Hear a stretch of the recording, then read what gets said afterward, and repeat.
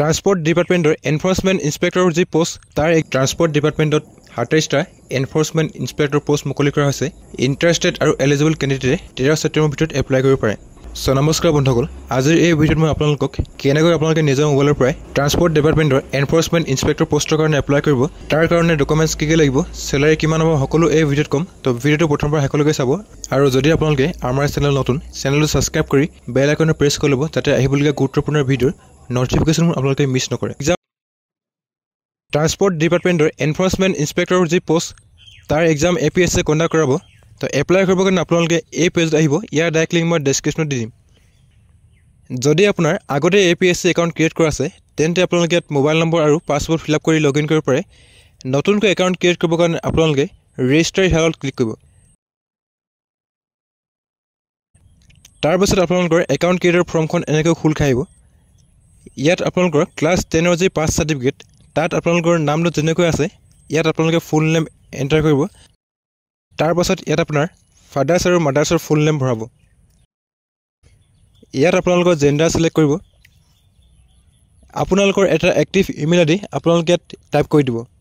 তাৰপিছত আপোনালোকৰ এটা এক্টিভ মোবাইল নম্বৰ আপোনালোকে ইয়াত ভৰাই দিব। আপোনালোকৰ ক্লাছ 10ৰ এডমিট কাৰ্ডৰ মতে আপোনালোকৰ ডেট অফ বাৰ্থ কেলেণ্ডাৰৰ পৰা চুজ কৰিব। Is permanent residence of Assam, ইয়াত আপোনালোকে য়েছ কৰিব।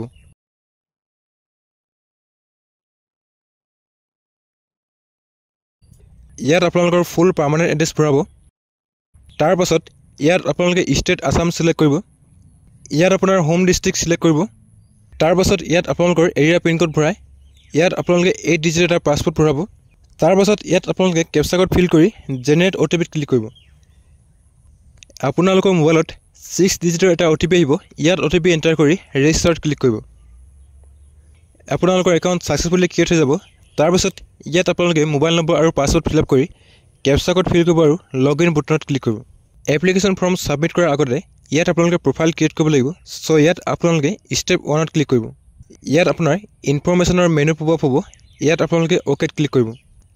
আইডেণ্টিটি প্ৰুফৰ কাৰণে ইয়াত আপোনালোকে এখন ডকুমেণ্ট ছিলেক্ট কৰিব লাগিব। তাৰ কাৰণে Aadhaar card, driving licence, PAN card, passport বা ভোটাৰ ID যিকোনো এটা ছিলেক্ট কৰিব পাৰে। যদি আপোনালোকৰ আধাৰ কাৰ্ড আছে তেন্তে আধাৰ কাৰ্ড ছিলেক্ট কৰি ল'ব। তাৰপিছত আপোনালোকৰ আধাৰ কাৰ্ডৰ লাষ্ট 4 ডিজিট ইয়াত আপোনালোকে ভৰাই দিব। ইয়াত আপোনালোকৰ লাষ্ট 4 ডিজিট কনফাৰ্ম কৰিব। তাৰপিছত আপোনালোকে পাৰ্চনেল ডিটেইলছৰ ছেকশ্যনটো এক্সপেণ্ড কৰিব। ইয়াত আপোনাৰ যিমান পাৰ্চনেল ডিটেইলছ আছে, আপোনাৰ name, mothers name, father's name সকলো অট'মেটিকলি ফিল হৈ আহিব। যদি আপোনালোকৰ অল্টাৰনেটিভ মোবাইল নম্বৰ আছে, ইয়াত আপোনালোকে অল্টাৰনেটিভ মোবাইল নম্বৰ ভৰাই দিব পাৰে। তাৰপাছত ইয়াত আপোনালোকে এজ প্ৰুফৰ কাৰণে যিকোনো এখন ডকুমেণ্টছ ছিলেক্ট কৰিব লাগিব। তাৰ কাৰণে ক্লাছ 10ৰ pass certificate, admit card, marksheet, 12ৰ pass certificate, admit card, marksheet যিকোনো এখন আপোনালোকে ইয়াত ছিলেক্ট কৰি ল'ব। তাৰপাছত কেটেগৰী ছেকশ্যনটো আপোনালোকে এক্সপেণ্ড কৰিব।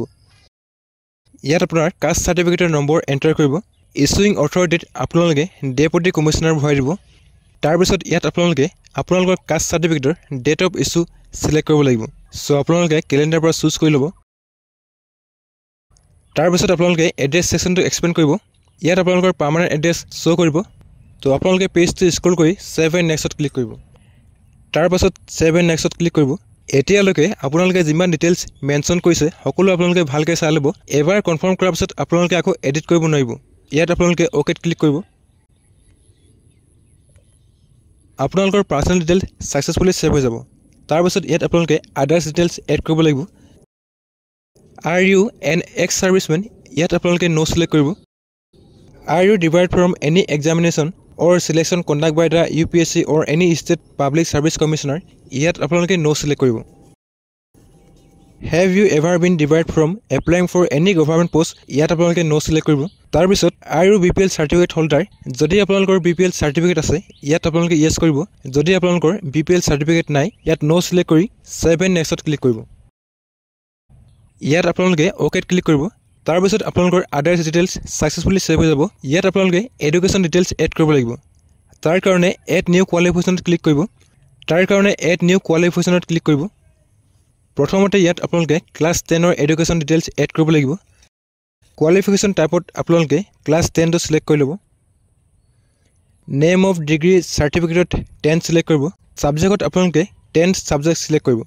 তাৰপিছত ইয়াত আপোনালোকৰ ষ্টেট আসাম সিলেক্ট কৰিব বোৰ্ড ইউনিভাৰ্চিটিত যদি আপোনালোকৰ বোৰ্ড CBSE আছিলে CBSE সিলেক্ট কৰিব যদি আপোনালোকৰ সেৱা হয় সেৱা সিলেক্ট কৰিব তাৰপিছত ইয়াত আপোনালোকে গ্ৰেডিং সিস্টেম সিলেক্ট কৰিব লাগিব তো ইয়াত আপোনালোকে মাৰ্কস সিলেক্ট কৰি ল'ব বা যদি আপোনালোকৰ CB আছিলে তেন্তে আপোনালোকে CGPA বা গ্ৰেড সিলেক্ট কৰিব পাৰে তাৰপিছত মাৰ্কস অবটেইনত আপোনালোকে ক্লাছ 10ত যিমান টোটাল মাৰ্কস অবটেইন কৰিছিলে ইয়াত ভৰাই দিব টোটাল মাৰ্কসত আপোনালোকে 600 ভৰাব আপোনালোকৰ পাৰ্চেন্টেজ অটোমেটিকলি ইয়াত ফিল হৈ আহিব কোৰ্স ডিউৰেশ্যনত আপোনালোকে 10 ইয়াৰ্স সিলেক্ট কৰিব ইয়াৰ অফ পাছিঙত আপোনালোকে যিটো সনত ক্লাছ 10 বা মেট্ৰিক পাছ কৰিছিলে ইয়াত আপোনালোকে ইয়াৰটো সিলেক্ট কৰি ল'ব পাছিং ডিভিজনত যদি আপোনালোকে ফাৰ্স্ট ডিভিজন আছিলে ফাৰ্স্ট ডিভিজন সিলেক্ট কৰিব যদি সেকেন্ড ডিভিজন আছিলে সেকেন্ড ডিভিজন থাৰ্ড ডিভিজন হলে আপোনালোকে থাৰ্ড ডিভিজন সিলেক্ট কৰি সেভত ক্লিক কৰিব আপোনালোকৰ কোৱালিফিকেশন সাকসেসফুলি এড হৈ যাব তাৰ পিছত আপোনালোকে ক্লাছ 12 ফৰ এডুকেশ্যন এড কৰিব লাগিব ইয়াত আপোনালোকে এড নিউ কোৱালিফিকেশনত ক্লিক কৰিব এবাৰ আপোনালোকে কোৱালিফিকেশন টাইপত ক্লাছ 12 সিলেক্ট কৰিব তাৰ পিছত নেম অফ ডিগ্ৰী সাৰ্টিফিকেট আপোনালোকে 12 সিলেক্ট কৰিব সাবজেক্টত আপোনালোকে যদি আৰ্টস ষ্ট্ৰীম আছিলে আৰ্টস সিলেক্ট কৰিব যদি কমাৰ্চ আছিলে কমাৰ্চ যদি সায়েন্সৰ আছিলে সায়েন্স ষ্ট্ৰীম সিলেক্ট কৰি ল'ব ষ্টেটত আপোনালোকে আসাম সিলেক্ট কৰিব বোৰ্ড ইউনিভাৰ্চিটিত আপোনালোকে AHSE সিলেক্ট কৰিব কোৰ্স মোডত আপোনালোকৰ ৰেগুলাৰ অটোমেটিকলি ফেচ আহিব তাৰ পিছত ইয়াত আপোনালোকে গ্ৰেডিং সিস্টেম সিলেক্ট কৰিব লাগিব ইয়াত আপোনালোকে মাৰ্কস সিলেক্ট কৰি ল'ব মাৰ্কস অবটেইনত আপোনালোকে ক্লাছ 12 বা হাই সেকেন্ডাৰীত আপোনালোকৰ টোটাল মাৰ্কস যিমান অবটেইন বা সিকিউৰ কৰিছিলে ইয়াত আপোনালোকে ভৰাই দিব টোটাল মাৰ্কসত আপোনালোকে 500 ভৰাব তাৰ পিছত আপোনালোকৰ পাৰ্চেন্টেজ অটোমেটিকলি ফিল হৈ আহিব কোৰ্স ডিউৰেশ্যনত আপোনালোকে 2 ইয়াৰ্স সিলেক্ট কৰিব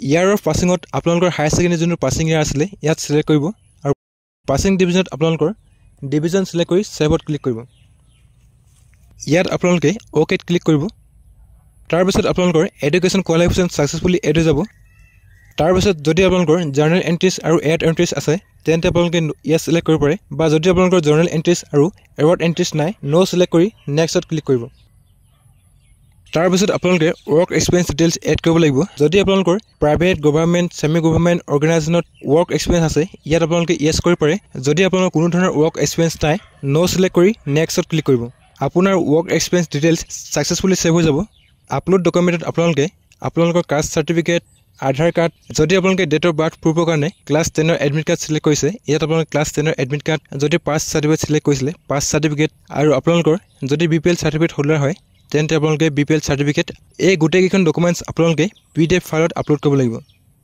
তাৰ পিছত ইয়াত আপোনালোকে ফটো আৰু সিগনেচাৰ আপলোড কৰিব লাগিব ফটোৰ dimension 200 pixels height 150 pixel with 200 KB ভিতৰত হ'ব লাগিব সিগনেচাৰ ডাইমেনশন 100 পিক্সেল হাইট আৰু 150 পিক্সেল উইথ 200 KB ভিতৰত ম্যাক্সিমাম সাইজ হ'ব লাগিব ইয়াত আপোনাৰ ফটো আৰু সিগনেচাৰ প্ৰপাৰলি আপলোড কৰি সেভত ক্লিক কৰিব তাৰ পিছত ইয়াত আপোনালোকে ওকেত ক্লিক কৰিব আপোনালোকৰ প্ৰফাইল সাকসেসফুলি ক্ৰিয়েট হৈ যাব তাৰ পিছত ইয়াত আপোনালোকে পেজটো স্ক্ৰল কৰি প্ৰফাইলৰ ওচৰত আপোনালোকে এপ্লিকেশন সেকশন এটা অপচন দেখা পাব তো আপোনালোকে এপ্লিকেশন সেকশনত ক্লিক কৰি এপ্লাই সেকশনত ক্লিক কৰিব আপোনালোকৰ অনগোইং যিমান এপ্লিকেশন আছে সকলো ইয়াত শো কৰিব সো আপোনালোকে এনফোৰ্সমেন্ট ইনস্পেক্টৰ পোষ্ট এপ্লাই কৰিব কাৰণে পেজটো স্ক্ৰল কৰিব আৰু ইয়াতে আপোনালোকে এপ্লাইত ক্লিক কৰিব তাৰ পিছত আপোনালোকৰ ড্যাশবৰ্ডটো এনেকৈ খোল খাই আহিব ইয়াত আপোনাৰ পাৰ্সোনাল ডিটেইলছ সকলো প্ৰিফিল হৈ আহিব ইয়াতে আপোনালোকে কোনো ধৰণৰ ডিটেইলছ এড কৰিব নালাগে তাৰ পিছত আপোনালোকে পেজটো স্ক্ৰল কৰিব এড্ৰেছ ডিটেইলছত যদি আপোনালোকৰ প্ৰেজেন্ট এড্ৰেছ আৰু পাৰ্মানেন্ট এড্ৰেছ সেম হয় তেন্তে আপোনালোকে এই বক্সত ক্লিক কৰিব আৰু আপোনালোকৰ পাৰ্মানেন্ট এড্ৰেছ ইয়াত প্ৰিফিল হৈ আহিব তাৰ পিছত আপোনালোকে পেজটো স্ক্ৰল কৰিব ইয়াত আপোনালোকে আদাৰ ডিটেইলছত are you an employ of the state government of Assam ইয়াত আপোনালোকে নো সিলেক্ট কৰিব তাৰ পিছত আপোনালোকে পেজটো স্ক্ৰল কৰিব এডুকেশ্যন কোৱালিফিকেশ্যন ডিটেইলছত আপোনালোকে আদাৰ্ছ কোৱালিফিকেশ্যন এড কৰিব লাগিব নেম অফ ডিগ্ৰী সাৰ্টিফিকেট আপোনালোকে diploma in mechanical engineering select কৰিব সাবজেক্টত মেকানিকেল ইন ইঞ্জিনিয়াৰিং সিলেক্ট কৰি এড নিউ কোৱালিফিকেশ্যনত ক্লিক কৰিব তাৰ পাছত আপোনালোকৰ পেজটো এনেকৈ খোল খাই আহিব তো ইয়াত আপোনালোকে ষ্টেট আসাম সিলেক্ট কৰি আপোনালোকে বোৰ্ড বা ইউনিভাৰ্চিটি সিলেক্ট কৰিব লাগিব ইয়াত আপোনালোকে SCTE সিলেক্ট কৰিব তাৰ পাছত কোৰ্স টাইপত আপোনালোকে ৰেগুলাৰ মোড সিলেক্ট কৰিব মাৰ্কিং সিস্টেমত আপোনালোকে যদি আপোনালোকৰ মাৰ্কস সিস্টেম আছিল মাৰ্কস সিলেক্ট কৰিব যদি আপোনালোকৰ CGPA আছিল CGPA সিলেক্ট কৰিব তাৰ পাছত আপোনালোকৰ যিমান CGPA স্কোৰ কৰা আছে ইয়াত আপোনালোকে টোটাল CGPA ভৰাই দিব টোটাল গ্ৰেড পইণ্টত আপোনালোকে 10 ভৰাব তাৰ পাছত আপোনালোকৰ মেকানিকেল ইঞ্জিনিয়াৰত যিমান পাৰ্সেন্টেজ আছে ইয়াত আপোনালোকে ভৰাই দিব কোৰ্স ডিউৰেশ্যন আপোনালোকে 3 ইয়াৰ্স সিলেক্ট কৰিব ইয়াৰ পাছিঙত আপোনালোকে যিটো সনত মেকানিকেল ইঞ্জিনিয়াৰ পাছ আউট হৈছে ইয়াত আপোনালোকে সিলেক্ট কৰিব তাৰ পাছত পাছিং ডিভিজন সিলেক্ট কৰিব তাৰ পাছত ইয়াত আপোনালোকৰ মাৰ্কশ্বিট পাছ সাৰ্টিফিকেট আৰু কনভাৰ্জেশন ফৰ্মুলাৰ সাৰ্টিফিকেট গোটেই তিনিখন আপোনালোকে আপলোড কৰিব লাগিব তাৰ পাছত সেভত ক্লিক কৰিব তাৰ পাছত আপোনালোকে পেজটো স্ক্ৰল কৰিব। ইয়াত আপোনাৰ এক্সামৰ জোন চিলেক্ট কৰিব লাগিব। চ' লিষ্টৰ পৰা আপোনালোকে যোৰহাট গুৱাহাটীকে ধৰি বিভিন্ন জোন পাই যাব। চ' আপোনালোকৰ যিটো সুবিধা সেই সুবিধা অনুসৰি আপোনালোকে এক্সামৰ জোন চিলেক্ট কৰি ল'ব। ডকুমেণ্টছ টু বি আপলোডত আপোনালোকে স্মল ফেমিলি ডিক্লেৰেশ্যন ফৰ্ম এ আৰু আপোনালোকৰ valid employment exchange card PDF ফাইলত আপলোড কৰিব লাগিব আৰু আপোনাৰ ফাইল মেক্সিমাম 5 MB ভিতৰত হ'ব লাগিব। তাৰপিছত আপোনালোকে পেজটো স্ক্ৰল কৰিব। ইয়াত আপোনাৰ 10 বা 12ৰ পাছ চাৰ্টিফিকেট আপলোড কৰি আণ্ডাৰটেকিঙত ডিক্লেৰেশ্যন দিব আৰু প্ৰিভিউ এপ্লিকেশ্যনত ক্লিক কৰিব। চ' আপোনালোকৰ এপ্লিকেশ্যনত এটা প্ৰিভিউ আহিব। আপোনালোকে এপ্লিকেশ্যনৰ প্ৰিভিউটো ভালকৈ চাই ল'ব। যদি আপোনাৰ কিবা ভুল হৈ আছে আপোনালোকে কেঞ্চেলত ক্লিক কৰি এডিট কৰিব পাৰে। যদি আপোনাৰ সকলো ঠিকে আছে ছাবমিট বটনত ক্লিক কৰিব। তাৰপাছত ইয়াত আপোনালোকে অ'কেত ক্লিক কৰিব। তাৰপাছত আপোনালোকৰ এপ্লিকেশ্যন ফিজ পে'মেণ্টৰ পেজটো খোল খাই আহিব। যদি আপোনালোকৰ BPL চাৰ্টিফিকেট আছে তেন্তে আপোনালোকে 47 এপ্লিকেশ্যন ফিজ পে'মেণ্ট কৰিব লাগিব। পে'মেণ্ট কৰিবৰ কাৰণে আপোনালোকে পে' নাওত ক্লিক কৰিব। তাৰপাছত আপোনালোকৰ বেংক গেটৱে এনেকৈ খোল খাই আহিব। ইয়াত আপোনালোকে পে'মেণ্ট গেটৱে চিলেক্ট কৰি বেংক চিলেকশ্যনত কানাড়া বেংক চিলেক্ট কৰি এগ্ৰি কৰিব আৰু প্ৰচিড ফৰ পে'মেণ্টত ক্লিক কৰিব। আপোনালোকৰ GRN নম্বৰ জেনেৰেট হৈ আহিব। ইয়াতে আপোনালোকে অ'কেত ক্লিক কৰিব। তাৰপাছত আপোনালোকৰ পেজটো এনেকৈ খোল খাই আহিব। ইয়াত আপোনালোকে টাৰ্মছ এণ্ড কণ্ডিশ্যন একচেপ্ট কৰি কনফাৰ্ম পে'ত ক্লিক কৰিব। তাৰপাছত আপোনাৰ এই গ্ৰাছ পেজটো এনেকৈ খোল খাই আহিব। পে'মেণ্ট কৰিবৰ কাৰণে আপোনালোকে পে'মেণ্ট মডত কাৰ্ডছ, ইণ্টাৰনেট বেংকিং, UPI ভালেকেইটা অপশ্যন পাই যাব। UPI থ্ৰুদি পে'মেণ্ট কৰিবৰ কাৰণে পে' থ্ৰু UPI QR ক'ডত ক্লিক কৰিব। তাৰপাছত ইয়াত আপোনালোকে জেনেৰেট QR ক'ডত ক্লিক কৰিব। আপোনাৰ এপ্লিকেশ্যন ফিজৰ QR ক'ড জেনেৰেট হৈ আহিব আৰু আপোনালোকে এই QR ক'ডটো Paytm, Google Pay যিকোনো এটা এপৰ থ্ৰুদি স্কেন কৰি আপোনালোকৰ এপ্লিকেশ্যন ফিজ পে'মেণ্ট কমপ্লিট কৰিব। চ' এনেকৈ আপোনালোকে ট্ৰান্সপৰ্ট ডিপাৰ্টমেণ্টৰ এনফৰ্চমেণ্ট ইনস্পেক্টৰৰ কাৰণে এপ্লাই কৰিব পাৰিব। এপ্লিকেশ্যন প্ৰিণ্ট আউট কৰিবৰ কাৰণে আপোনালোকে এপ্লিকেশ্যনৰ ছেকশ্যনত গৈ মাই এপ্লিকেশ্যনত ক্লিক কৰিব। ইয়াত আপোনালোকে ভিউ এপ্লিকেশ্যনৰ তলত আই নিচিনাকৈ এটা চিম্বল পাব, ইয়াতে ক্লিক কৰিব। তাৰপিছত আপোনালোকৰ এপ্লিকেশ্যন ফৰ্ম জেনেৰেট হৈ আহিব আৰু এইখন আপোনালোকে যদি আপোনাৰ প্ৰিণ্টাৰ আছে প্ৰিণ্ট কৰি ল'ব। যদি আপোনালোকৰ প্ৰিণ্টাৰ নাই তেন্তে আপোনালোকে ডাউনলোড বা ছেভ কৰি ল'ব।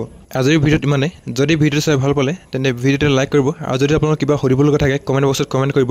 ভিডিঅ'টো প্ৰথমবাৰ শেষলৈকে চোৱাৰ কাৰণে ধন্যবাদ।